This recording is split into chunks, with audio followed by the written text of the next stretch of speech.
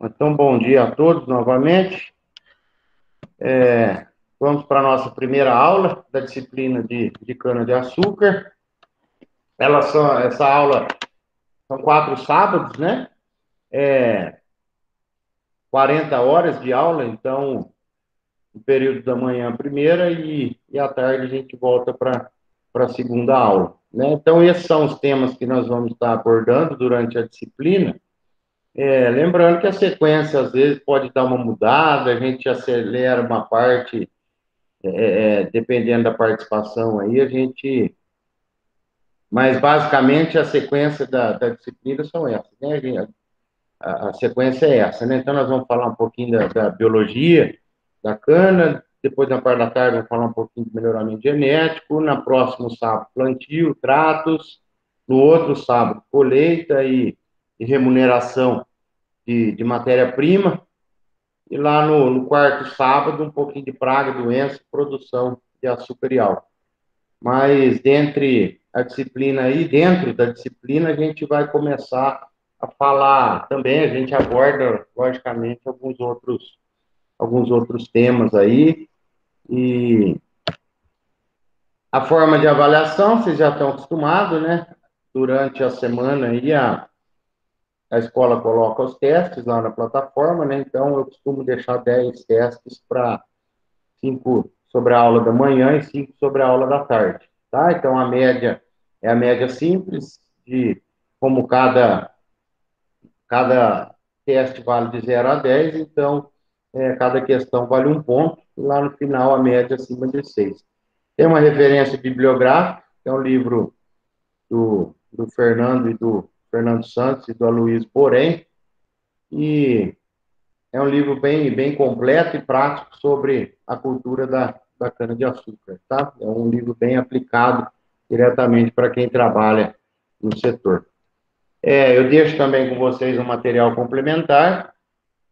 Quem quiser se aprofundar mais, tem lá dois materiais sobre cana-de-açúcar para ser lido por vocês. A gente recomenda que façam a leitura. Anotem as dúvidas e perguntem durante as aulas, né? Durante a aula, pode interromper via chat, pode abrir o microfone, quem quiser perguntar depois da aula, ou o e-mail, pode mandar um e-mail, tá? Então, no final da disciplina, a ideia, né, do aluno conhecer, saber, compreender um pouquinho como funciona a fisiologia, biologia da planta, né, fisiologia básica, né, sem aprofundar demais os conceitos, as técnicas, né, de produção e manejo da cultura da cana e a importância, os aspectos econômicos, a importância da cana-de-açúcar, tanto regionalmente como nacionalmente, tá?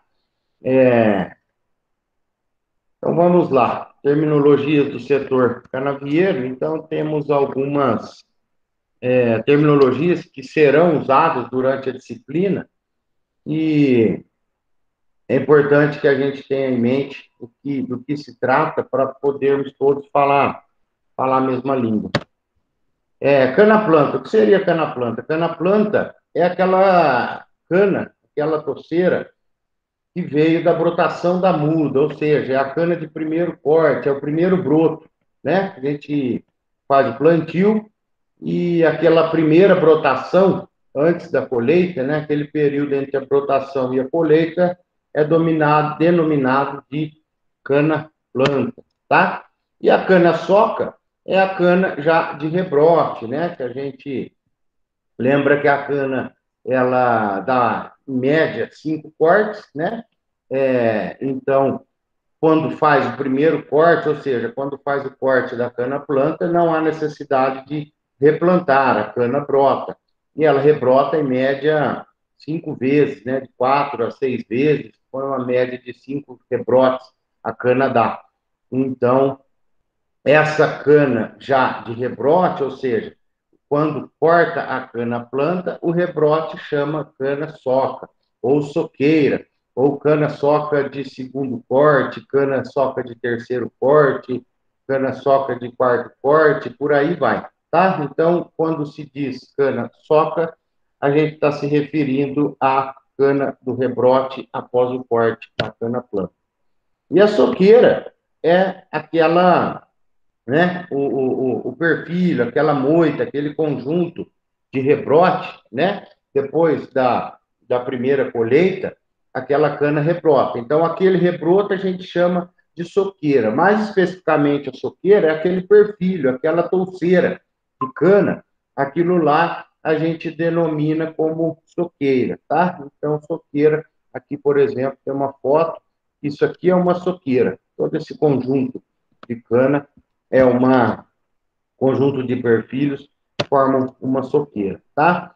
Então, aqui nós temos a foto de uma cana-planta e de uma cana-soqueira, tá? Então, na parte de cima, nessa foto de cima, como a gente percebe qual é uma cana-planta e qual é uma soqueira? Eu já vou responder aqui para vocês. A foto de cima é uma soqueira e a foto de baixo é uma cana-planta. A gente percebe por quê? Na foto da soqueira, a gente consegue notar as palhas, né? Olha, a cana está germinando, está brotando sobre as palhas. Então, a gente vê que aqui já houve um corte.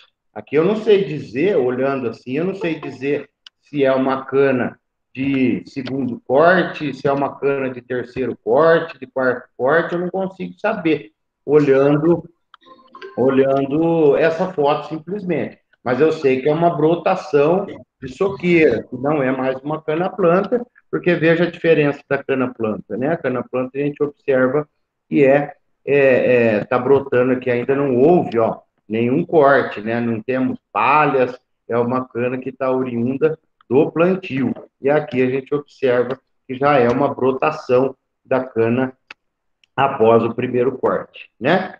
Então vamos lá. Perfil. O que é o perfil? Perfil é um conjunto de brotos, né? Aqui, ó. Isso aqui é o primeiro broto, é o broto primário. Depois saiu esse outro broto. Dentro do mesmo plantio, dentro do mesmo pedaço da cana, nós vamos ver como que faz o plantio. Mas cada geminha, cada semente gera um broto, né? Então, esse conjunto de brotos na mesma touceira forma um perfil. Então, aqui a gente vê que está em fase de perfilhamento. Ó, saiu o broto primário, broto secundário, terciário. Esse outro broto nasceu aqui na lateral. Do próprio perfilhamento desse broto primário, começam a nascer outros brotos, né? Porque desse broto primário já tem uma geminha aqui embaixo e essa geminha já está originando essa mudinha, né? Então, essa planta. Então, isso é um perfil. O perfil é um conjunto de brotos que começam a, a, a, a desenvolver um broto ao lado do outro, tá? Isso aqui é um perfil, veja só. Isso aqui é do mesmo pedaço de cana, né? Do mesmo rebolo, ou a gente fala tolete, que aqui foi germinando. Aqui nasceu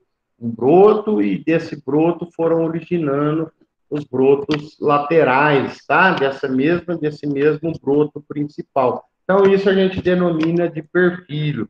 E o processo a gente chama de perfilhamento, tá? Aqui o que eu estava dizendo, a gente vê que esse aqui é o colmo primário. Esse colmo primário, ele já emite as suas raízes, nós vamos ver com mais detalhe um pouco adiante, tá? E aqui vão saindo os brotos secundários, aqui, ó, broto primário, broto secundário, o broto, outro broto secundário, e por aí vai, tá? Então, sempre nasce o primeiro broto e vão nascendo os brotos laterais. Então, esse processo é o que a gente chama de perfilhamento. E esse conjunto a gente chama de perfil, tá? Rebolo. Rebolo é um pedaço de cana. A gente tem, por hábito, aqui na região nossa, aqui do estado de São Paulo, da região central, centro-sul, a gente chama isso de tolete. Mas, na verdade, tolete no, no Nordeste tem um significado que, para eles, é um tanto engraçado quando a gente chama. Opa, quando a gente chama isso aqui de tolete, que lá eles chamam as fezes de tolete, no Nordeste. Então, quando a gente fala tolete lá, nós estamos referindo a fezes para ele. Então, o nome, até quem já foi fazer, quem já chamou de tolete lá no Nordeste, já deve ter passado por alguma saia justa. Eu, por experiência própria, já caí numa dessa já. Então, eu aprendi a chamar isso de rebolo. Então, rebolo que é um pedaço da cana, tá? Pode ser aquele pedaço que depois da colheita mecanizada, pode ser aquele pedaço que nós utilizamos no plantio, né? Então, olha lá, um rebolo é um pedaço de cana que pode variar de 15 a 25, 40 centímetros, depende da finalidade dele. Tá? Os toletes, os rebolos, o rebolo para plantio são maiores, né? Por volta aí de 30, 40 centímetros, utilizado no plantio, e na colheita o rebolo é menor, né? De 15 a 25 centímetros. Por quê? Por conta de maior densidade de carga, né? Toletes maiores, a carga fica mais leve no caminhão. Então, toletes menores, a carga fica mais pesada. Rebolos menores, a carga. Quer dizer que no meu falar eu também chamo de tolete, né? Mas a carga, quanto menor o rebolo, a carga fica mais pesada, né? Só que tem um limite para se cortar também, né? Que fica em 15 centímetros, pela própria capacidade dos rolos, né? Do rolo síncrono ou do facão da colhedora. A distância de um facão para o outro é o que determina o tamanho do tolete, do rebolo.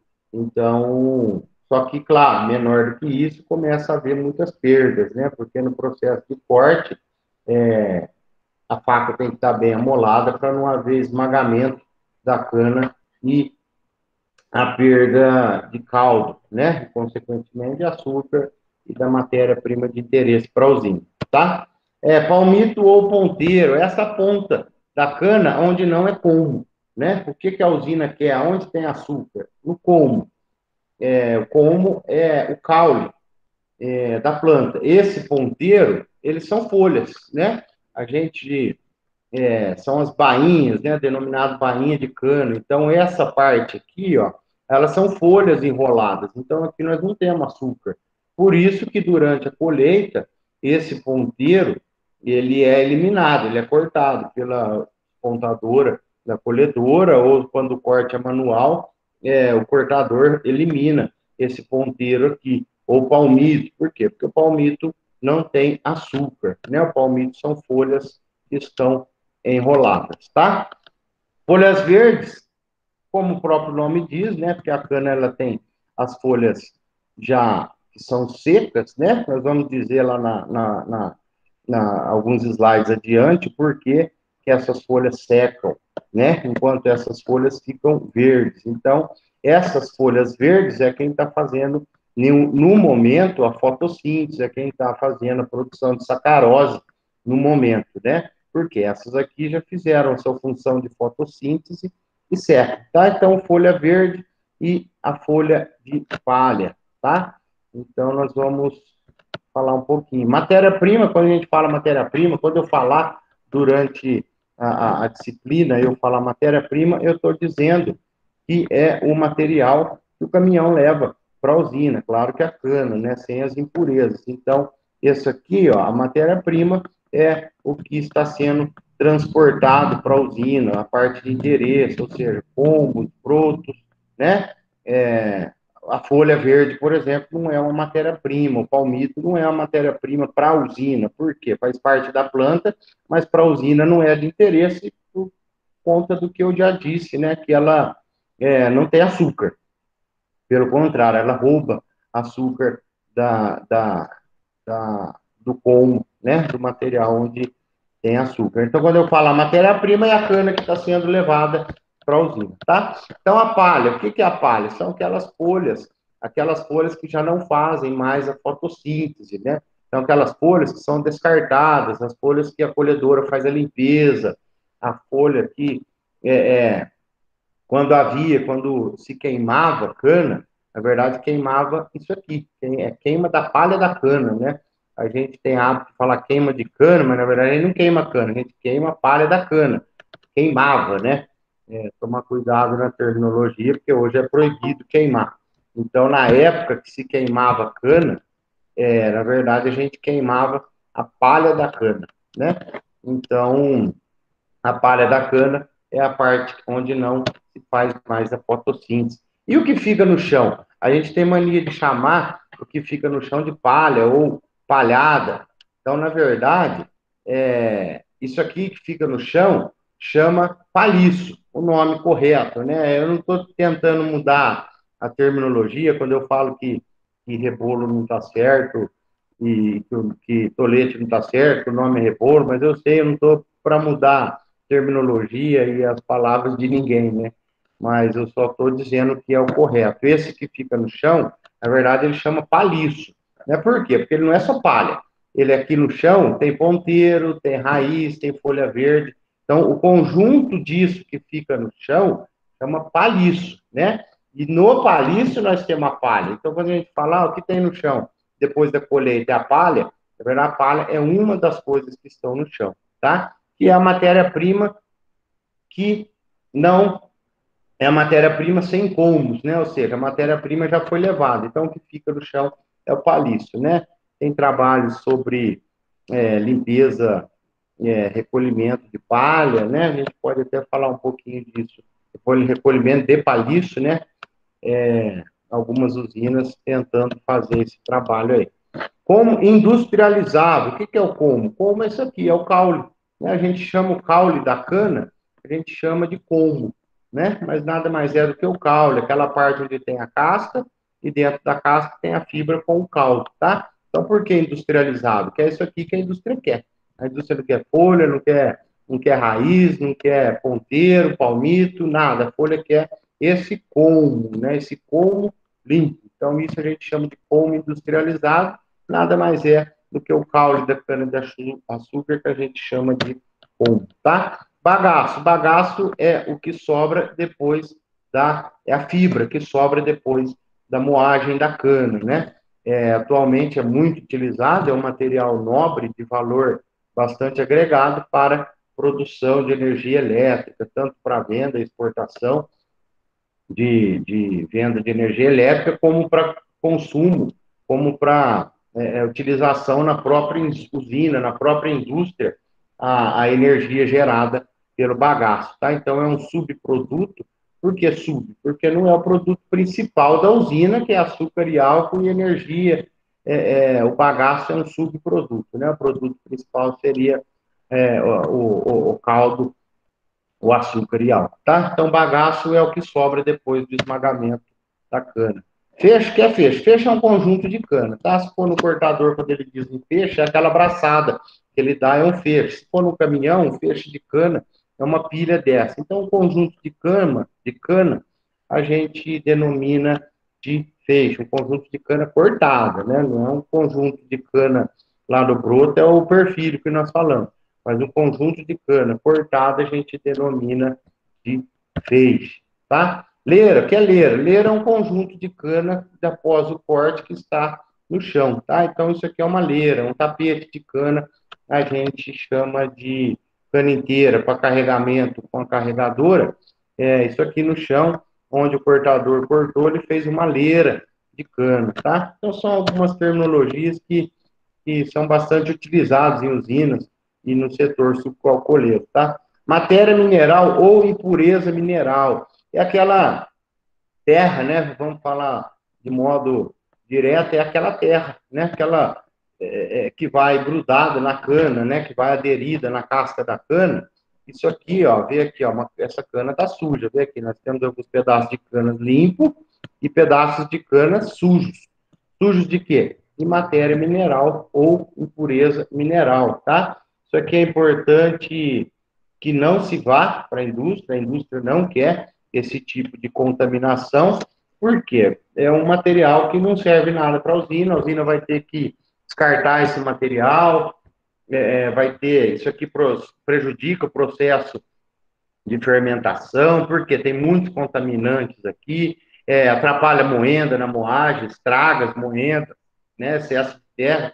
Então, quem trabalha em usina sabe que isso é uma meta, né? Toda usina tem uma meta de porcentagem de impureza mineral que ela admite, tá? Porque é altamente prejudicial para a indústria, tanto na parte mecânica de moenda, como no processo de fabricação de açúcar e álcool, tá? Então, vê aqui, ó, impureza mineral. Isso aqui são alguns exemplos. Olha aqui, cana A gente vai ver lá na aula sobre produção de açúcar e álcool, como que é feita a determinação da impureza mineral, mas a gente vê uma cana limpa e uma cana suja, uma cana com muita impureza mineral. Veja que aqui a cana limpa, ela tem a cor das fibras da cana. E após queimada, ela sobra somente as cinzas da cana, né? E uma cana suja, veja a quantidade de, de terra, né, que vai junto, e essa terra que a gente denomina de impureza mineral, tá? Perdas de cana, após o processo de colheita, faz um levantamento do que perdeu de cana, de que maneira? Aqueles pedaços que foram cortados e não foram levados para a usina, é uma perda, né? Porque isso aqui teve gasto da colhedora, que cortou, teve um consumo de óleo diesel, um consumo das facas de corte, e então esse material tinha que estar onde? Tinha que ser levado para a usina. Então, isso aqui é um como industrializável, né? Que deveria ter ido para a indústria, mas ele acabou não indo porque se perdeu. Então, é isso que a gente chama de perdas de cana, tá? Então, lá na aula de colheita, nós vamos falar um pouquinho mais sobre isso.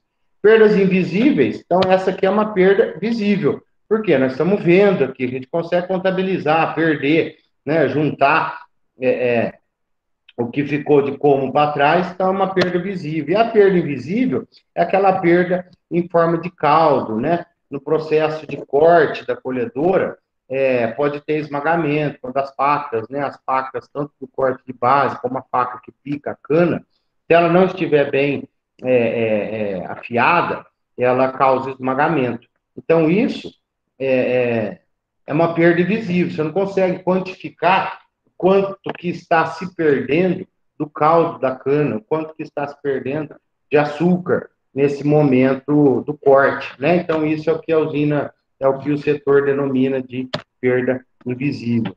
Toco, o que é toco? Toco é a parte da base da cana, logo acima do nível do solo, que também não foi cortado corretamente. Veja aqui no corte manual, no corte mecanizado, a colhedora aqui não deveria ter cortado essa altura, ou seja, aqui ficou o quê? Ficou um toco. Então, quando a gente fala toco, é esse pedaço do pé, do colmo, do pé do caule, onde deveria ter sido cortado e levado para a usina, e não foi. Veja aqui no corte manual, veja a altura que ficou aqui, esses pedaços de cana, sem ser cortado, né? Então, isso aqui, a gente vai ver que é a parte mais rica, onde mais tem açúcar na cana, não diria que onde tem mais, mas é a parte doce da cana, né? É, é a parte onde contém açúcar, diferente dos palmitos, que ainda que não tem açúcar, a parte basal, o pé do colmo, ele tem açúcar. Então, essa parte deveria ter sido levada para a usina. Então, é isso que é denominado de toco, tá? Entrelinha, espaçamento entre linha. Aqui uma linha, aqui outra linha. Então, esse espaço entre duas linhas de plantio é o que a gente chama de entrelinha, tá? Então, aqui tem uma fileira de cana, aqui tem outra fileira de cana. Então, esse aqui é o espaçamento entre linhas, né? Pode ser em 50, em 40, ou pode ser espaço duplo alternado. Veja que aqui nós temos um plantio duplo alternado, denominado, né? Então, vem aqui, ó, tem uma entrelinha de 1,60, que é onde vai passar a esteira da colhedora. E aqui, essas duas ruas, aonde a colhedora vai colher de uma vez só, né? Então, aqui fica um rodado, uma esteira, aqui fica outra esteira. E a colhedora passa colhendo essas duas ruas simultaneamente. Então, essas duas ruas são mais próximas e essa rua é mais distante, onde vai passar o pneu. Então, aqui nós temos um espaçamento, nessa foto, um espaçamento simples, porque veja que toda fileira de cana tem a mesma distância.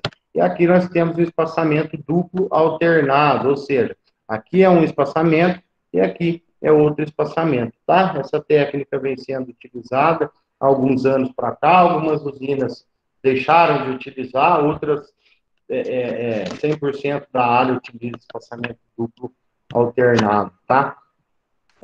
Então, tem gente que sempre me pergunta para fazer o cálculo de espaçamento de metros lineares por hectare, né? Quando divide lá os 10 mil pelo espaçamento, divide 10.000 por 1,50, dá 6.666 metros lineares por hectare, né?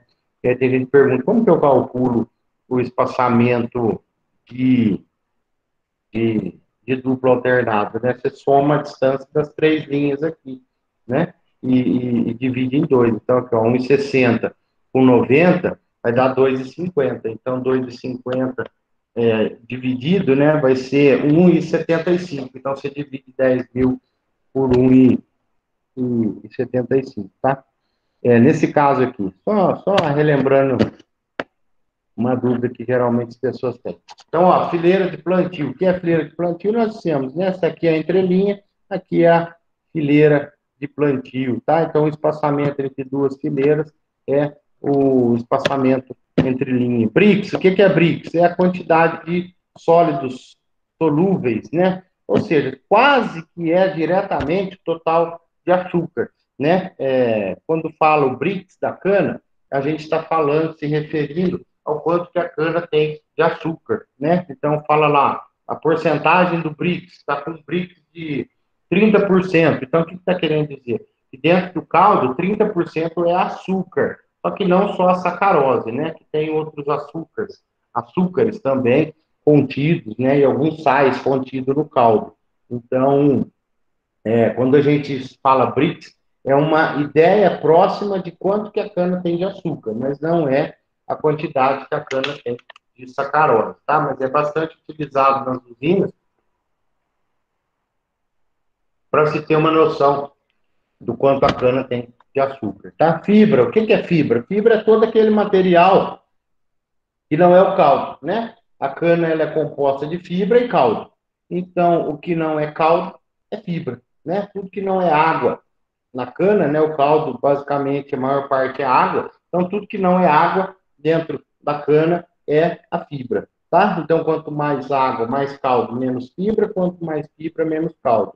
Então, fala assim, então o ideal é ter pouquinha fibra e muito caldo. Não, porque a cana tomba, né? A cana, como ela atinge lá 2 metros, 2,5 metros, até mais, se ela tem pouca fibra, a cana tem tendência a quebrar. A qualquer vento ou seu próprio peso, a cana quebra. Então, tem um limite de fibra, onde a própria natureza se encarrega de fazer essa proporção do quanto de fibra para o tanto de caldo, tá? E além do que, a fibra hoje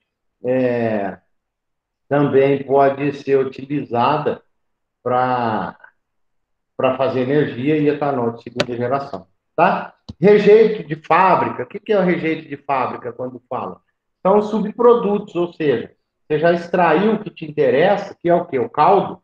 Você já extraiu o caldo, então vai te sobrar o bagaço, depois da moagem, e no processo de filtragem do caldo da cana que vai para o açúcar, é retirada a torta de filtro. O que é a torta de filtro? Quando a cana, nós vamos falar um pouquinho lá na produção de açúcar e álcool, mas o caldo onde vai se fazer o açúcar, ele passa por um decantador. Né? O que o decantador faz? Ele decanta a sujeira, né? Você coloca o caldo, um decantador, é uma espécie de funil assim, só que bem gigante. Então, coloca-se o caldo dentro e aquela sujeira vai decantar. Aquela sujeira que fica no fundo é denominada de lodo. E esse lodo ainda tem açúcar, né? Então, coloca-se, filtra esse lodo que está embaixo do decantador e essa filtragem gera um material que não passou na peneira, vamos falar, que não era o caldo que estava no lodo. E esse material que não passou na peneira é o que a gente chama de torta de filtro, tá? Vinhaça, o que é vinhaça? Vinhaça é o que sobra da fabricação, da destilação, para ser mais preciso, né? Você coloca o caldo fermentado na destilaria e... Isso, exatamente. O Luiz Fernando escreveu ali que o lodo passa no filtro rotativo e daí se tira a torta de filtro. É o lodo do decantador. Isso aí, o Luiz Fernando. Então, e a vinhaça? A vinhaça, ela é o, o que sobra da destilação do caldo fermentado, né? O caldo, para fazer álcool, ele fica no processo de fermentação pela levedura, né? que são bactérias que fazem a fermentação do caldo, e depois precisa separar o álcool. Quando a bactéria faz a fermentação, ela produz álcool, e fica lá junto com o caldo. Então, o processo de separação do álcool do que não é álcool, o que não é álcool é o que a gente chama de vinhaça, tá? No processo de, de, de aquecimento do caldo, o álcool evapora primeiro e ele levanta na destilaria, ele vai lá para cima em forma de vapor, lá no vapor ele condensa de novo e já forma o álcool. E o que não condensa, o que não evapora, porque precisa de uma temperatura maior e permanece na destilaria, aquilo na parte de baixo, né, da coluna de destilação, aquilo é a vinhaça, tá? O bagaço nós já falamos, é o resultado que sobra depois do esmagamento, da moagem da cana. A levedura é o que fez a fermentação do caldo, são as bactérias, elas têm uma intensa multiplicação e elas têm uma vida útil e precisam ser retiradas, né, através de peneiras, de filtros rotativos, aonde separa a bactéria do vinho, da levedura. Então, essa levedura ela pode ser seca e vendida como ração. Ela é altamente, tem um teor muito alto de proteína, então, e tem um sabor agradável para os animais na forma de ração, então é bastante utilizado como levedura. O melaço é um subproduto também, após a limpeza dos cristais de açúcar na centrífuga de açúcar, aonde o mel se separa do cristal de açúcar, então aquele mel que sai do cristal na centrífuga de açúcar é o melaço, tá? Agora, por que a gente chama subproduto? Porque ele não é lixo, né? Lixo é aquilo que não serve para nada mais. Qual que é a diferença do resíduo para lixo? O resíduo pode ser reutilizado, ainda tem valor comercial. Tá? O lixo não tem valor algum, o lixo se joga fora. Agora, o resíduo não, o resíduo ainda tem valor comercial ou valor aonde possa ser reutilizado, né? A vinhaça e a torta como fertilizantes do solo, o bagaço pode gerar energia, a levedura pode gerar ração e o melaço pode retornar no processo de produção de açúcar e álcool, tá? E o álcool propriamente dito, né? Que é o que resulta, né? A fórmula do álcool é essa aí, C2H5O4, e ela é resultado lá da fermentação alcoólica do caldo, tá? Por que álcool e não etanol? Na verdade, o processo, produto químico gerado pela fermentação é chamado de álcool. Etanol é o nome que se deu quando chega na bomba, né? Até pouco tempo atrás era chamado de álcool também, chegava no posto e pedia para abastecer com álcool. E agora é denominado etanol, e é o correto chamar de etanol. Por que eu digo correto? Porque no mundo todo se chama de etanol, né? Então, por isso que nós passamos a chamar de etanol também, para padronizar com o restante do mundo, né? Então, o mundo chama de etanol aquele álcool que está nas bombas. Então, aproximadamente uns 10 anos para cá, começou-se a chamar o nosso álcool nas bombas do posto de gasolina de etanol. Mas o que a usina produz, o produto químico da fermentação, é denominado de álcool. E o álcool anidro, qual que é o álcool anidro? É aquele que é misturado à gasolina. O que é o anidro? A é um sufixo de negação, né? Ou seja, que não tem. Nidro é o quê? Álcool, né? Água. Água. Hidro é água. E A não tem água. O sufixo onde tem o A na frente é que está negando. Então, anidro, ou seja, que não tem água. Agora, não é que no álcool hidratado, que é o que eu vou falar aqui depois, não estou querendo, não podemos entender que o álcool hidratado eu coloco água, não. O álcool hidratado eu tiro menos água lá na destilaria, né? Então, esse álcool aqui, ele tem uma pureza, ó, de 99,6, vamos falar por cento, mas não é por cento, é grau gay do saco, que é o que determina a quantidade de álcool, né? Então, ele é misturado na gasolina, o álcool anidro, ele passou por um processo de destilação um pouco maior. E o álcool hidratado é aquele álcool onde tem de 91 a 93 graus GL, né? Ou seja, de pureza, de álcool, que é aquele que é abastecido diretamente nos carros flex, tá? Ou nos carros a álcool. Tá ok? Então, essas são algumas terminologias que durante a disciplina a gente vai estar falando de maneira corriqueira, agora vocês já sabem do que se trata, tá? Então, vamos falar um pouquinho da fisiologia, da biologia da cana-de-açúcar. Se alguém tiver alguma dúvida ou algum comentário, alguma participação, fique à vontade para abrir os microfones ou escrever no chat, tá ok? Então, vamos à segunda parte dessa aula de agora, que é a fisiologia da cana-de-açúcar, tá? Então, eu dividi para falar da fisiologia da parte aérea e falar um pouquinho de raiz. Então, a parte aérea, que é o colmo, aqui, ó, isso aqui tudo é denominado de colmo, aquele caule comprido, né? Tem 1,5 m, 2 metros, 2 metros e pouco. Aquilo é um colmo. Agora, no colmo, nós temos as partes específicas, né? Entre uma, ó, então aqui ó, é denominado cicatriz foliar. Esse pedaço aqui, por que é cicatriz foliar? É aqui aonde a folha estava colada, aderida no colmo. Então, esse pontinho aqui, ó, essa linha aqui, é o chamado cicatriz foliar, que é onde a cana estava agregada. Isso aqui é uma gema. O que é a gema? A gema é o que brota para fazer que vai gerar o broto da cana. Então, o broto vem dessa. Essa aqui é a sementinha da cana, né? A geminha, não é a semente, né? A cana tem semente. Nós vamos ver à tarde no melhoramento que a cana tem semente, sim. Não é utilizada nas usinas, mas a cana tem a semente. Mas para a usina, fala que isso aqui é semente. Por quê? Porque isso aqui é o que vai gerar uma nova planta, tá? Então, a cicatriz foliar, onde estava a folha, gema, é onde vai gerar o broto.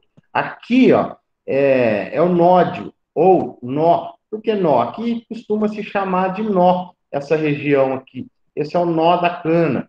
Então, aqui, no nó, tem a zona radicular, onde eu não sei se vocês conseguem ver aí, tem uns pontinhos, tá vendo uns pontinhos brancos aqui? Cada pontinho branco desse vai sair uma raiz, aquela raizinha comprida, cada pontinho desse aqui emite uma nova raiz, né? Tem cana que a gente vê que por algum estresse, ela ainda, quanto grande, ela emite as raízes, né? Emite dessa parte aqui, ó, de cima da cicatriz foliar.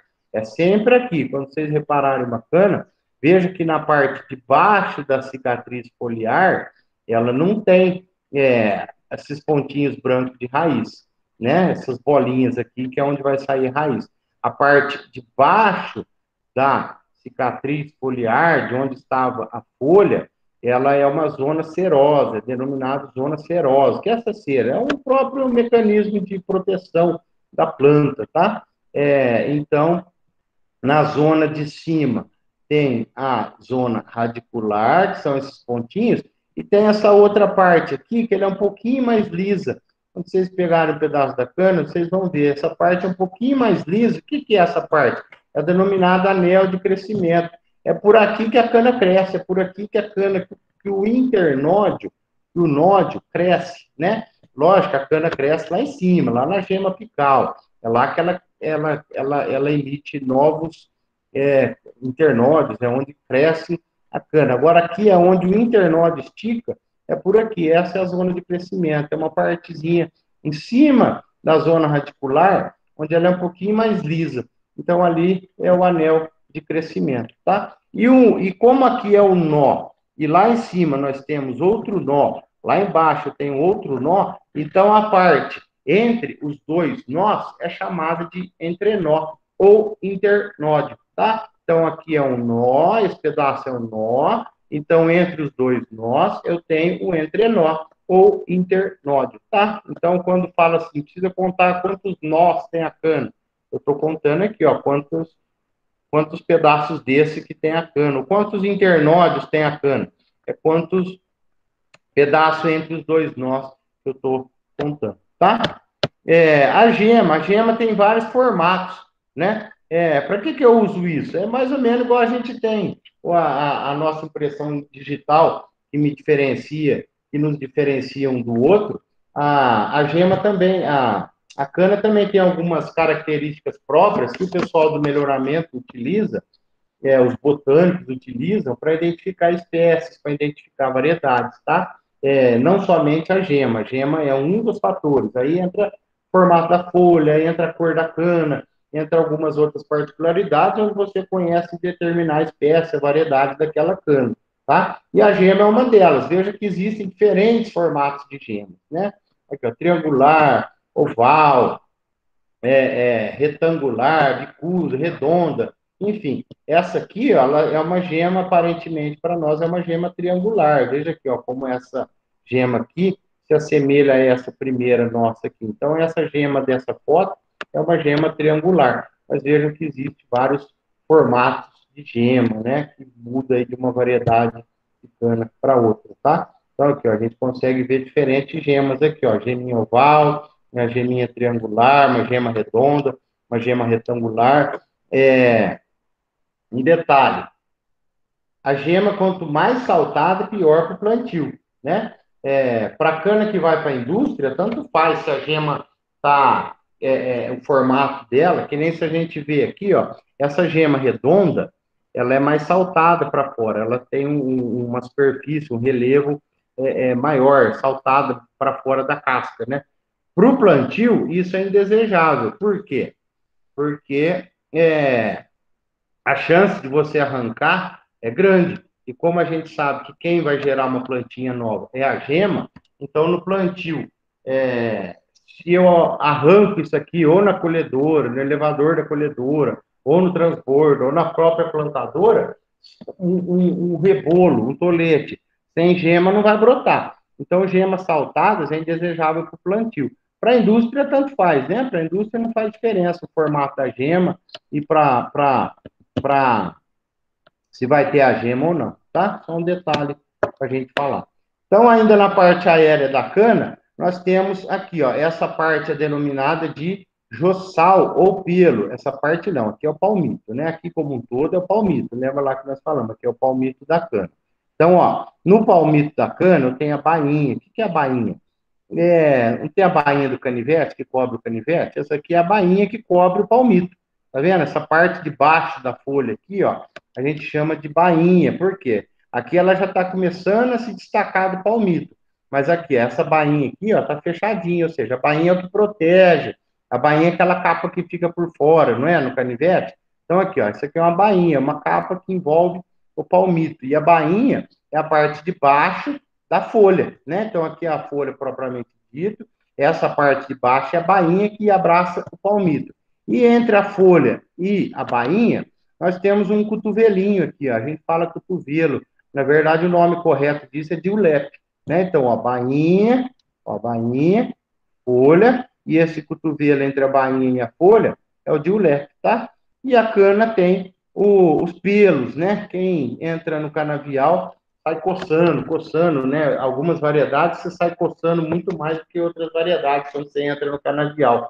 Então, são os pelos, né? Da planta. É função fisiológica de evitar a transpiração, de refletir e a planta conseguir controlar a temperatura. Então, a natureza desenvolve pelos, né? Com diferentes razões aí de existir. Mas esses pelos, ele é chamado, o nome dele é jossal, tá? Então, essa é a fisiologia do palmito. E lá na pontinha do palmito, mais ou menos nessa região, não é lá na pontinha, porque lá na pontinha é só folha. Aqui em cima é só folha. Lá, daqui para cima. E aqui dentro, né, quando você conseguir ir destacando a bainha, você arranca essa bainha, arranca a outra bainha, arranca a outra folha que está interna aqui dentro. O que é o palmito? É um conjunto de folha enrolada. Lá no fim, aqui é como, então aqui o como chega até aqui, né, o caule. Aonde termina o como e começa as folhas, tem um negócio que chama meristema apical. Então, isso aqui é uma gema, ou gema apical, ou meristema apical. É por aqui que a cana cresce. Tá vendo que aqui, ó, isso aqui vai formar um internode, aqui vai formar outro internode, aqui vai formar outro internode. Então, aqui, ó, essa pontinha aqui é onde está crescendo a cana, lá na ponta da cana, e vai formando os internodes, tá? Aqui, ó, veja aqui, ó, a cana está formando internode. Cadê essa geminha?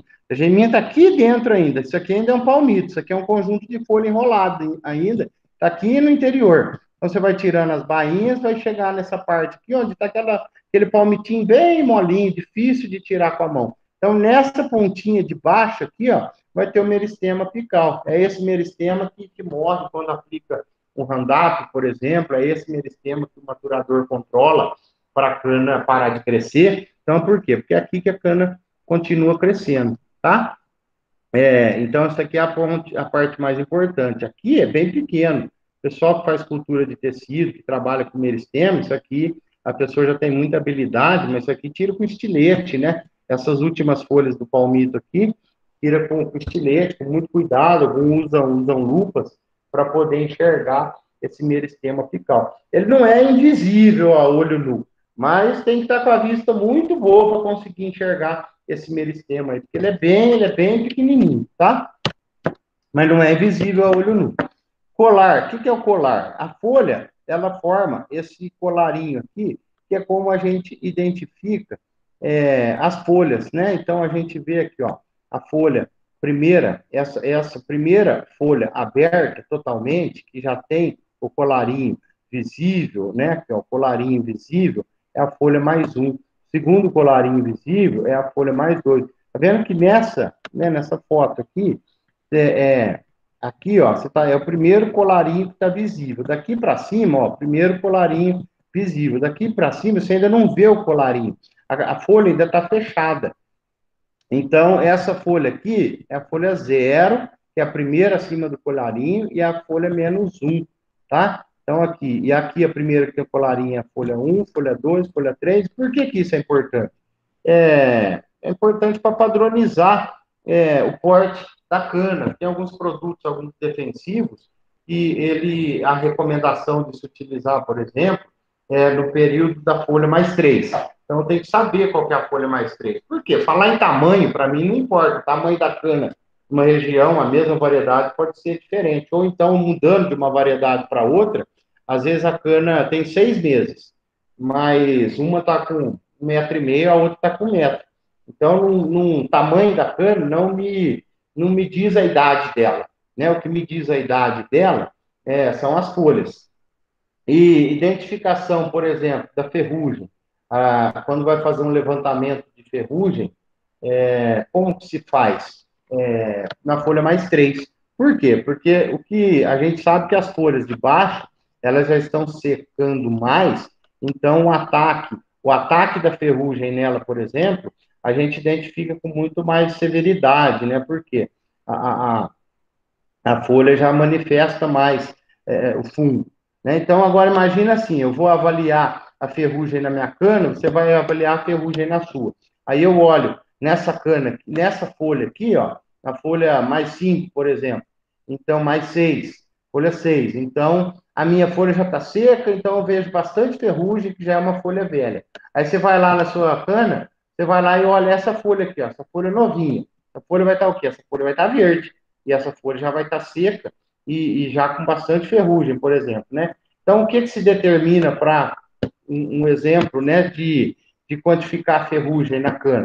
Na folha mais 3, tá? Então, eu aqui na minha cana, eu vou olhar a folha mais 3, e você aí na sua cana, você vai olhar a folha mais 3 também. De modo que nós vamos avaliar a mesma folha na minha cana e na sua, para não ter o perigo de eu avaliar uma cana mais seca, você avaliar eu avaliar uma folha mais seca e você avaliar uma folha mais verde, falar assim, minha folha não tem ferrugem.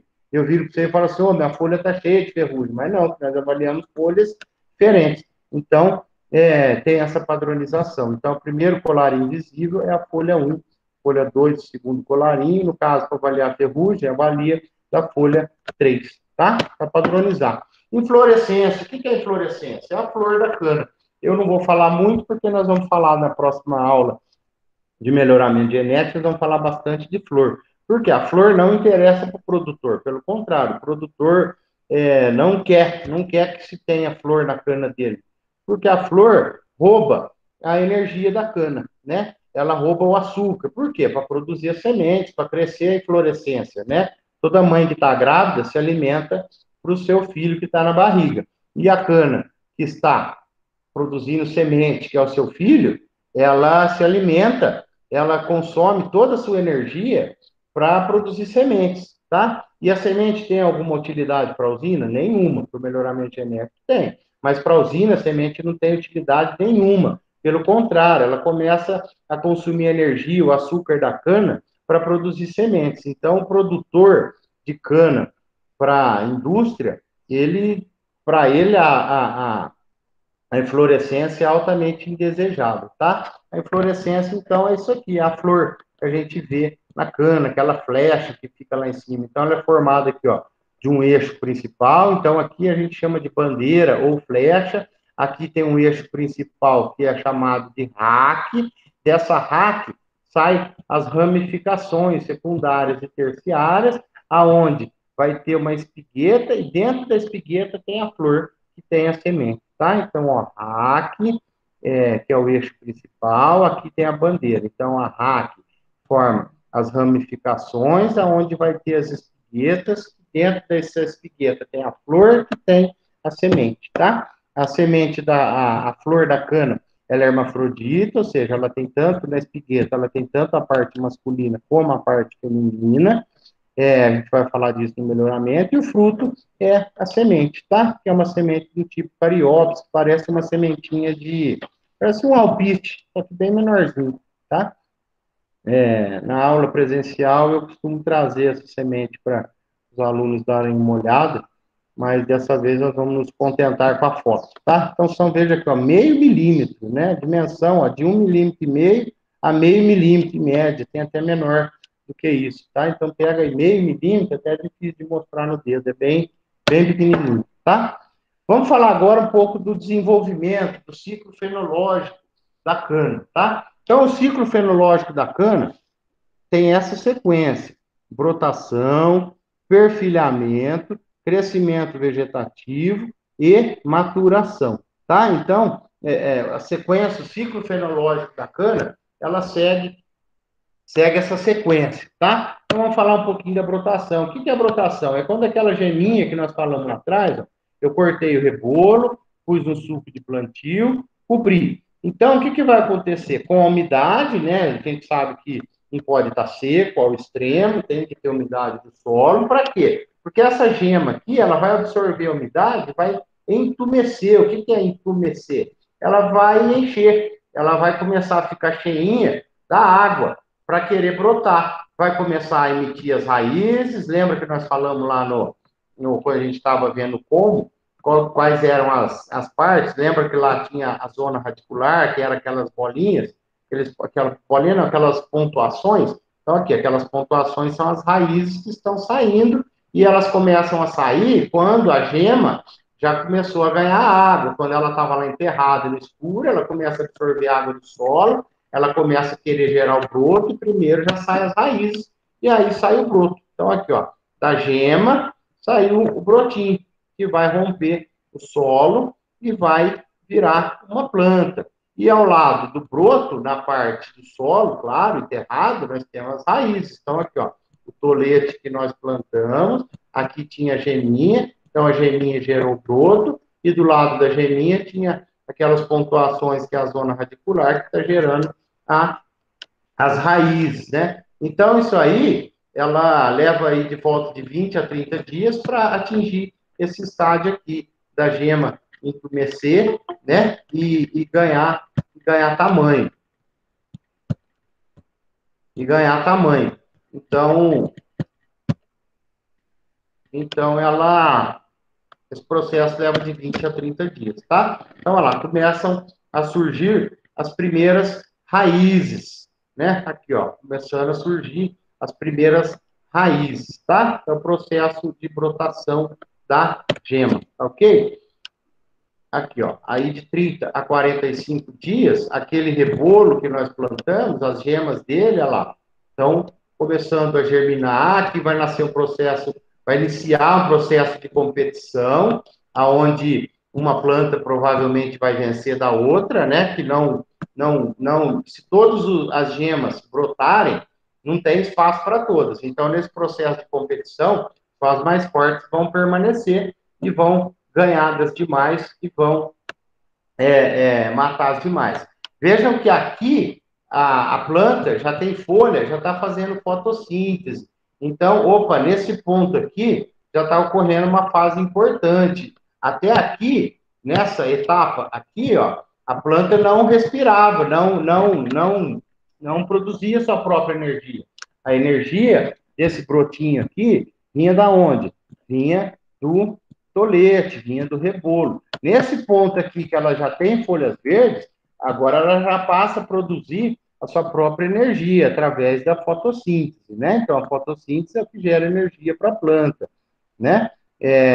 Então, aqui ela já está vivendo por conta própria, ela já não depende mais desse tolete, desse rebolo que foi plantado, tá? E veja que agora começa a surgir os brotos laterais. Lembra que nós falamos lá do processo de perfilhamento? Então, aqui, ó, o perfilho, isso é um perfilho. E o processo de perfilhamento, olha aqui, é esse outro broto que está nascendo na lateral aqui. E olha, aqui essas raízes já faz parte desse broto novo. Vejam que aquelas raízes que surgiram lá nos internódios, né, daquela zona radicular, ela já não tem função. Por quê? Porque ela não está ligada nesse broto.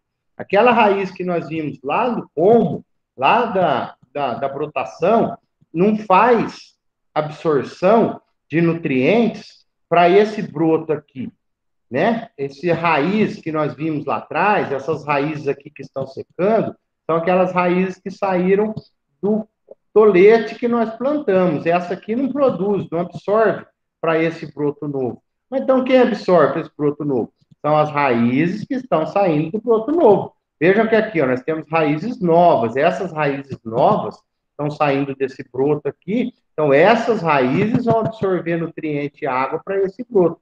E essas outras raízes antigas que estavam aqui no tolete de plantio, ela vai perdendo a sua finalidade até sumir, até se perder. Então, veja aqui, ó, aqui nós temos a brotação, o broto com as raízes saindo, rompendo entre a palha. Aqui nós vamos dar um parênteses, porque o que eu vou falar para vocês é o que interfere nesse processo de brotação. O que interfere nesse processo de brotação? Alguns fatores. Um deles é a presença da bainha. Lembra a bainha que eu falei que é aquela folha que reveste, aquela folha que segura que abraça no combo? Aquela bainha, se ela tiver muito verde ou se ela for uma bainha muito grossa, muito aderida à cana, aquela cana difícil de espalhar, que a gente fala na prática, ela dificulta a brotação, ou seja, ela forma uma barreira para o broto. Então, isso afeta a brotação. Outro fator que afeta a brotação é a tal da dominância apical. Quem já viu que a cana, quando ela está num tamanho maior, em média de 40 centímetros, as pontas delas, as pontas sobem. Por que esse processo ocorre? Porque os hormônios, eles têm tendência em ir para as pontas da cana. Então, aqui eu tenho um tolete, todo hormônio que está no tolete, no rebolo, ele tem tendência de migrar para as pontas. E, quando ele vai para a ponta, ele tem a tendência de procurar luz. Então, o que ele faz? Ele enverga, ele entorta o tolete, ele entorta aquele pedaço de cana, né? Então, esses hormônios que vão para a ponta, entorta a ponta para cima em busca de luz, e aí o que acontece? Se esse como que entortou, ele ficou para fora do solo, ele foi descoberto, ele saiu do solo, ele não brota, né? A gente sabe que o broto tem que estar, igual com toda semente, tem que estar no solo, tem que estar no escuro, tem que estar coberto para nascer. Então, se ocorre esse processo de entortamento, vamos chamar assim, do caule, do como, de modo que as pontas fiquem para fora da terra, essa cana não vai brotar, né? Esse broto, essa gema não vai nascer.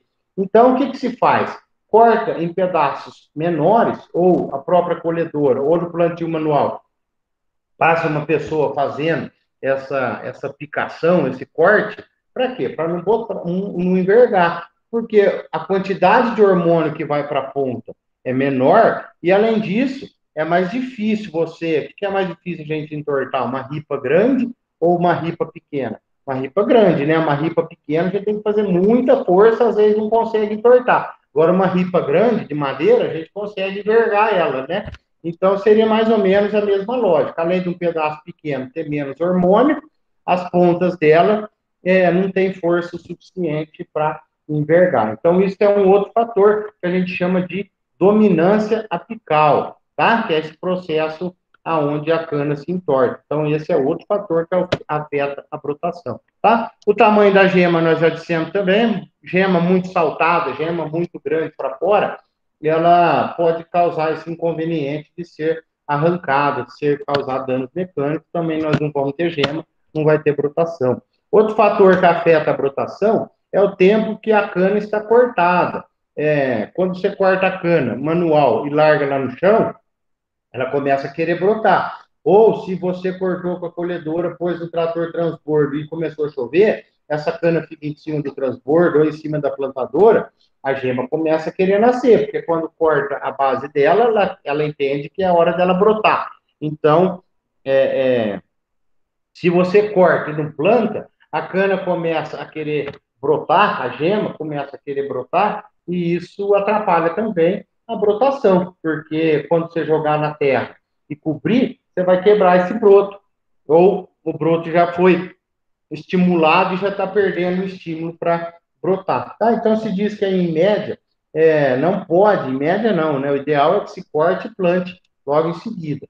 Mas não pode passar de 7 dias, tá? Entre o corte e o plantio dessa cana no solo. Outro fator que afeta a brotação é o tempo que você vai levar para cobrir o sulco, né? Você plantou a cana, veja aqui, ó, aqui você plantou a cana e aqui você está cobrindo. Esse intervalo entre o que você depositou, você plantou a cana no sulco e cobriu, também tem que ser o mais rápido possível. Por quê? Por conta da umidade, né? Quando abre o sulco, a umidade é alta, ou espera-se que seja alta, né? Quando você deixa o sulco muito tempo aberto, ele seca, e você cobrindo, não vai ter umidade para a cana germinar, tá? Então, é outro fator que afeta a brotação. Olha lá, o tempo em que os sulcos ficaram abertos e a profundidade do plantio, obviamente, né? A cana não tem necessidade de ser plantada muito profunda, né? Tem usinas aí que plantam a 15 centímetros da profundidade, do sul, né? Então, e tem produtor aí que planta, faz uma profundidade de sul de 45 centímetros, 40 centímetros. É totalmente desnecessário. Não precisa ter essa profundidade, não. Mesmo para controle de erosão. Se fizer um sistema de conservação de solo bem feito, você pode ter um sulco bem rápido. E claro, né, outros fatores que afetam, claro, o preparo de solo, a sanidade, né, se o tolete se o rebolo tá sadio, compactação do solo, compactação do próprio tolete, ou seja, cobertura, né, ou quando joga a terra por cima do plantio, ele tem que ter uma compactação, né? Esse rolinho que tem aqui atrás do plantio aqui, ó, ele geralmente tem um rolinho que ele faz uma compactada na terra por cima da muda, tá? E claro, a presença de mato ou não afeta a brotação, claro que não se deve ter mato, tá? Então, nós falamos da fase de brotação, agora vamos falar do perfilhamento. O perfilhamento, nós já dissemos, né? É esse broto secundário. Então, nós temos aqui o broto primário, que já nasceu, e agora aqui nós temos o broto secundário. Então, esse broto aí vai nascer outro broto secundário, então esse é o processo de perfilhamento, tá? Essa etapa leva em volta de 90 a 120 dias, que é quando todos os brotos que tinham que nascer já nasceram nesse período, entre 90 a 120 dias, os brotos que tinham que brotar já brotaram. Os brotos secundários, né? A cana já cresceu, e aqueles brotos, ou seja, o perfilhamento, entre 90 e 120 dias, o perfilhamento já está se encerrando, ou seja, quem tinha que perfilar os brotos secundários que tinham que brotar, a 120 dias já se formaram, tá? Então, a cana aí já está por volta de 30 centímetros, as raízes já estão aí por volta de 30 centímetros, ou seja, aqui a cana já brotou o que tinha que brotar e falta só se desenvolver, tá? Nós temos aí toceiras que são mais abertas, né? O processo de perfilhamento, existem variedades que são mais fechadas e existem variedades que têm a touceira mais aberta, né? Então, são variedades mais eretas, né? Para a colheita mecanizada, o ideal é que todo colmo, para a colheita manual também, né? Mas hoje a colheita mecanizada propriamente é basicamente 100%. Então, o ideal, as variedades que se deseja são colmos eretos, touceiras eretas, tá? Mas nós temos outros tipos de touceira, que é diferente de tombamento, né? Que eu não estou falando de tombamento de cana por vento ou a cana pesada, não. Aqui nós estamos dizendo o sistema, o modo de abertura do tolete de perfilhamento, tá? Então, a cana brotou, a cana perfilhou, depois dos 120 dias ela só vai crescer, tá? Então, aqui os brotos já competiram, né? Lembra lá atrás eu falei que ia haver uma competição, então aqui já houve a competição, os brotos já competiram, os que tinham que morrer já morreram, os que tinham que ganhar, ganharam, então a cana já chega a ter um tamanho, um porte grande, já teve, o que é importantíssimo, o fechamento da entrelinha, então aqui a competição com o mato, a cana já ganhou, né, na luta com o mato, porque quando a cana, veja que aqui nessa outra foto, né, aqui, ó, aqui é um perigo ainda o mato vir. Por quê? Porque aqui ainda tem insolação, o sol está entrando aqui, pode germinar semente de mato na entrelinha. Aqui, ó, já não tem mais competição com o mato. Aqui o mato que tinha que nascer também já nasceu. O mato que já nasceu, aí sim, esse vai continuar competindo, mas o que não nasceu de mato não nasce mais, tá? Na fase de crescimento, porque já fechou a entrelinhas. Então, aqui vai durar por volta de 6 a 7 meses, e no final da fase de crescimento, antes de entrar na maturação, é o ponto ideal de se fazer, de se utilizar essa cana como muda, tá? Então, lá por volta de 6 a 7 meses, é o ideal, a idade ideal da cana para ser utilizada como muda, tá? Antes disso, o broto, a gema brota bem, mas aí você vai ter uma perda muito grande, né? Eu digo assim, 1 hectare, não vai plantar 10, né? Que é a média que a gente costuma dizer, 1 hectare planta 10, em média, né? Então, se você corta a cana com menos de 6 meses, essa proporção de 1 hectare para plantar quanto vai ser menor, porque a cana está pequena, tem menos gema, por como, né? E acima disso, ela entra na fase de maturação. Acima de 7 meses, a cana começa a entrar na fase de maturação, ou seja, que ela não está mais naquele crescimento vegetativo, a brotação da gema não é tão favorável, tá? Então, nesse ciclo, nessa fase fenológica de crescimento vegetativo, de 6 a 7 meses, é onde a cana está ideal para se fazer a colheita para muda, tá? E aí entra propriamente na fase de maturação, tá? Então, essa fase dura aí de 2 a 3 meses, depois do crescimento vegetativo. Então, ó, brotou, perfilhou, cresceu e maturou. Então, a maturação é a última fase, a quarta e última fase, tá? Que é onde a cana para de crescer. Para a cana maturar, ela precisa parar de crescer. Lembra que nós vimos a geminha apical lá? Aquela geminha tem que parar de crescer. Se ela não para de crescer, muitas empresas usam maturador, ou seja, para dar uma amadurecida na cana, né? Para aumentar o acúmulo de sacarose, porque é dessa forma. Quando a cana para de crescer, que a cana começa a amadurecer, né? Então, quando aquela geminha apical, aquele meristema apical para de fazer novos internódios, a cana começa a amadurecer. Então, ela tem que parar de produzir novos internódios para começar a amadurecer. E aí, esse processo de maturação leva em volta de 2 a 3 meses, onde ela atinge o estágio de maturação, tá? Muitas empresas já têm a data de colheita, mas o ideal era que se fizesse análise exatamente do teor de açúcar daquela cana, né? Algumas usinas ainda fazem. E que é, coleta lá um feixe, né? E leva para o laboratório da usina, onde a usina vai falar se aquela cana está madura ou não, tá?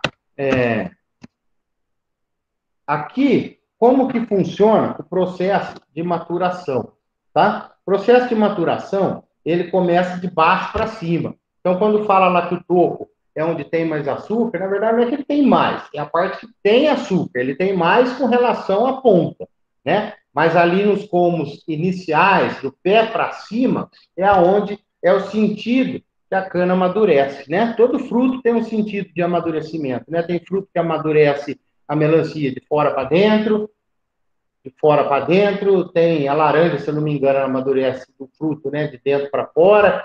Cada planta tem a sua característica de amadurecimento, né? Ela não amadurece por completo, de uma vez. Tem sempre de uma parte para outra.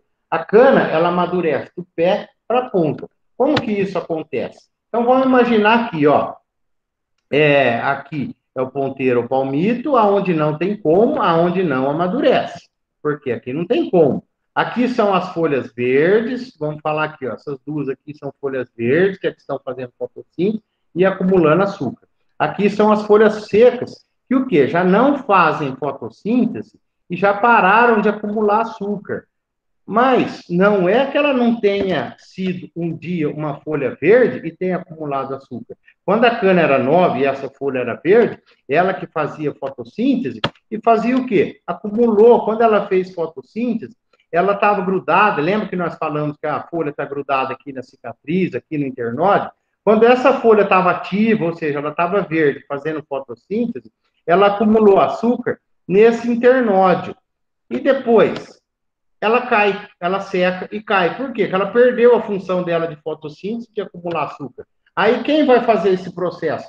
Aí essa folha aqui está verde fazendo fotossíntese, ela está lá embaixo fazendo fotossíntese e acumulando açúcar nesse internode. Então ela encheu esse internode de açúcar, esse tubinho aqui de açúcar, o que lá vai acontecer? Secar e cair. Aí essa folha vai estar verde fazendo fotossíntese, então ela vai encher esse internode de açúcar. Encheu esse internode de açúcar, ela seca e cai. Essa folha está verde, fazendo fotossíntese, encheu esse internode de açúcar. O que acontece com a folha? Seca e cai. Esse aqui, mesmo processo. Então, é dessa maneira que a cana trabalha, tá? Então, vou abusar da minha arte, da minha criação aqui, ó. Então, olha lá, essa folha aqui produziu açúcar, encheu esse internode, cai. Essa aqui produziu, fez fotossíntese, produziu açúcar, encheu esse internode, caiu. Depois essa aqui, encheu esse internode, caiu. Essa aqui, encheu esse internode, caiu. Essa aqui, encheu esse internode, encheu esse internode, encheu esse internode, encheu esse internode. Então, ou seja, essa cana agora está madura de ponta a ponta. Aqui, ó, o pé tem a mesma quantidade de açúcar do que a ponta. Ou seja, é uma cana que está madura. Então, fiquem atentos que nós vamos fazer uma continha com relação a isso. Eu vou deixar uma conta para vocês fazerem lá no teste. Para quê? Para saber se a cana está madura ou não. Então, percebam aqui, né, já explicando como que nós vamos fazer esse teste. Concordam que a cana está madura quando o pé tem açúcar e a ponta tem açúcar. Ou seja, a cana toda já acumulou açúcar. E se aqui ainda não tem açúcar, vamos falar que está assim, ó. Aqui não tem açúcar, essa parte está verde e aqui tem açúcar, o que está querendo dizer? Que essa cana está em processo de maturação, ou seja, o ponteiro dela ainda não tem açúcar, a base tem, então ela está em processo de maturação. Então, quando ela está inteira com açúcar, é uma cana madura. Uma cana que está assim, uma parte ainda está verde, ela está em processo de maturação. Se a cana está inteira assim, é uma cana verde, está sem açúcar. Se a cana tem açúcar pela metade, ela está em processo de maturação. O açúcar está subindo ainda, está acumulando para cima. E se acumulou tudo e você não colhe essa cana, ela começa a perder açúcar. Então, ela está em fase de declínio de maturação. Então, veja que tem 4 fases. A cana verde é onde não tem açúcar no colmo dela inteiro. A cana em maturação, que é a cana que o colmo, a parte de baixo, a base, está madura e a parte de cima está verde. Então, ela está em maturação. A cana madura é quando ela está inteira com açúcar, igual essa da imagem aí, ó. Ela está inteirinha com açúcar, então é uma cana madura. E uma cana em declínio de maturação, ou seja, ela já estava madura, você não colheu, ela começou a perder açúcar para fazer o seu processo de florescimento, tá? Então, como que eu consigo saber se a cana está madura ou não? Eu posso fazer um teste no campo, né? Ao invés de levar para o laboratório saber, mas eu posso dizer para o seu vizinho ou dizer para você, da sua cana, se a cana sua está madura ou não, através dessa explicação que eu dei no slide anterior. Tá? Então, eu tendo um equipamento desse aqui, é chamado refratômetro, né? Refratômetro de campo. Nós temos refratômetro de bancada lá no laboratório, mas esse aqui é um refratômetro de campo. Esse cara aqui, olha lá, refratômetro. é o nome dele, porque refratômetro ele mede a quantidade de açúcar através da refração da luz, né? Mas de maneira simples, o que, que é? Eu pego uma gota da cana com canivete ou com furador, eu faço um furo na cana e ponho uma gotinha do caldo da cana aqui nesse visorzinho aqui, ó. Aqui é um vidro.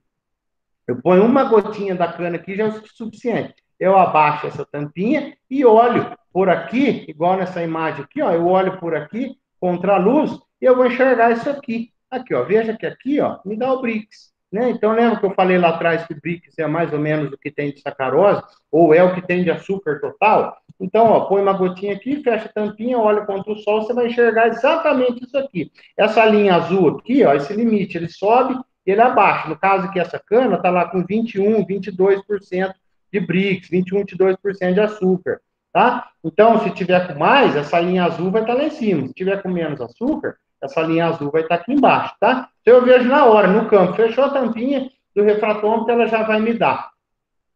Então, nós vamos falar. O Alexandre está perguntando como que eu detecto se declinou, né? É isso, né, Alexandre? Está perguntando. Como eu sei se a cana está em declínio de maturação?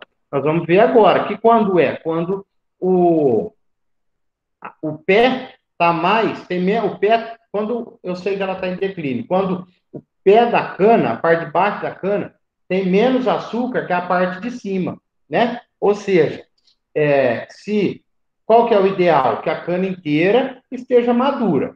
Se a ponta tiver mais verde que a base, ela ainda está amadurecendo. Se a base tiver mais doce que o pé, é sinal que já está perdendo açúcar. Então, é a conta exatamente que nós vamos fazer. Anotem no lápis aí no cantinho, né?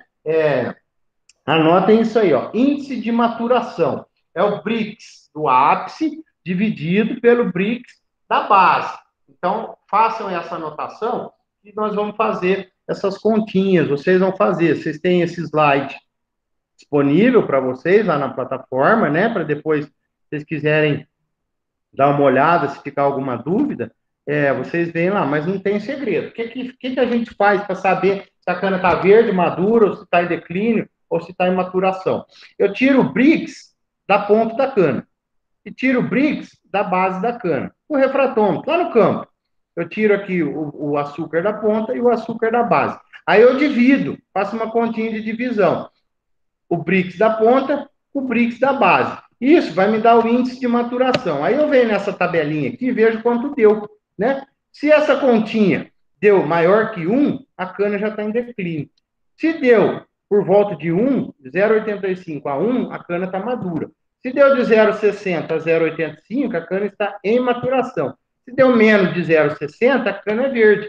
Ora, é meio que óbvio, né? É aquilo lá que eu estava falando. Se a base está mais doce do que o ápice, então a conta vai ficar por volta de 0,60 a 0,85, essa cana vai estar em maturação. Se o ápice está igual à base, vamos falar, isso aqui dá 20% no ápice, e a base dá 20% também, 20 dividido por 20 é 1. Então, aqui, 1, a cana está madura, ou seja, ela está com açúcar por igual. Então, vocês vão fazer essas continhas, né? Eu vou deixar um exercício para vocês lá fazerem o teste, mas então, a conta é essa, lá, eu fiz com o refratômetro, a base, aliás, a ponta, né? A ponta é o ápice, deu 10% de Brix, a base deu 13, então o que essa cana tá? Se eu fizer 10 dividido por 13, eu vou ver e jogar nessa tabelinha aqui, eu vou ver que essa cana está em maturação. Se eu dividir 12 por 13, jogar lá na tabelinha, vou ver que essa cana está madura, ou seja, ela está quase igual, a ponta com a base, é uma cana madura.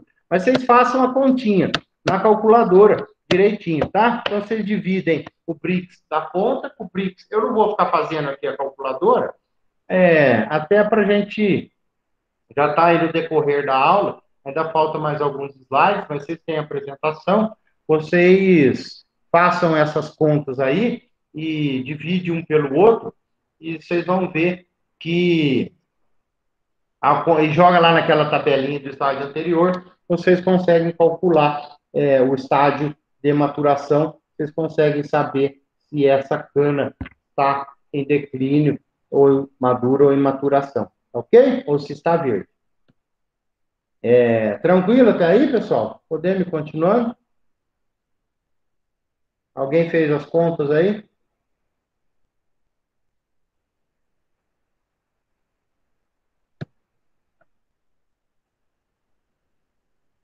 Bom, tá legal. Vamos lá. Então, a fase de maturação. O que interfere na fase de maturação? A umidade do tempo, né?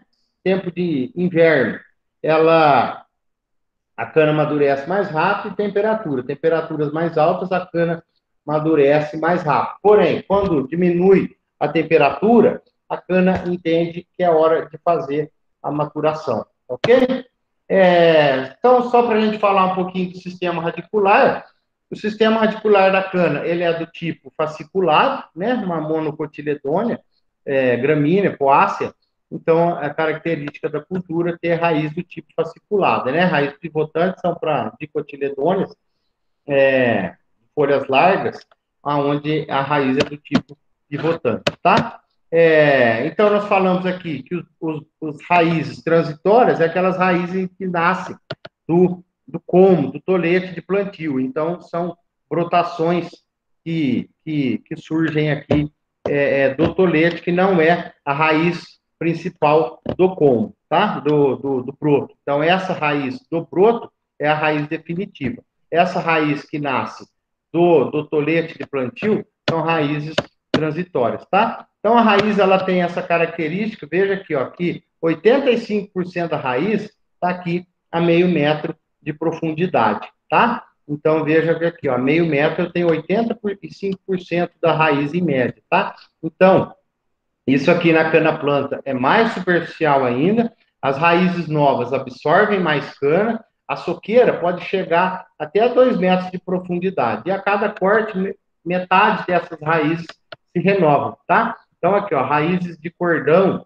são aquelas raízes mais profundas, que descem a profundidades aí até de 2 metros, tá? Então, aqui, ó, raízes primárias, são essas aqui, e as raízes dos perfilhos são as secundárias, tá? Então, as raízes dos perfilhos secundárias são, dos perfilhos secundários, são essas raízes já definitivas, que são aquelas que absorvem mais água e nutrientes para a planta, tá? E as raízes primárias já nascem logo no início, junto com o primeiro tolete, e as raízes dos perfilhos são as secundárias, as que mais absorvem nutrientes e água, tá? Então, aqui a gente consegue ver aqui a quantidade de raiz superficial a cada meio metro, né? Então, nessa profundidade aqui está 85% das raízes estão nessas primeiras profundidades. E aqui as raízes cordão de sustentação, elas podem chegar até as 2 metros, tá? Então, veja aqui, ó. E por isso que a compactação é perigoso para a cana, porque a compactação compacta exatamente essa camada aqui, ó, de 25, 30 centímetros, que é onde está a maioria da raiz da cana, tá? Então, por isso que é altamente prejudicial a compactação do solo para a cana, tá? Então, aqui, ó, veja a diferença das raízes no período chuvoso e as diferenças das raízes no período seco, tá? O período chuvoso, a quantidade de raiz é maior em termos de absorção, tá? Então, veja que aqui, ó, para a gente finalizando, veja que diferentes variedades, por que a gente fala que tem variedade que é mais sensível à chuva e outras variedades menos sensíveis à chuva?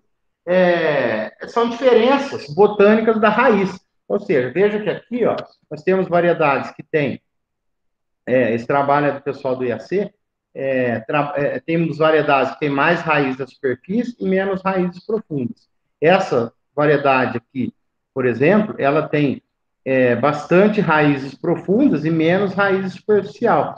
Essa aqui, essa variedade, ela tem muito raiz superficial e pouca raiz em profundidade. Ou seja, então isso aqui interfere diretamente na resistência da cana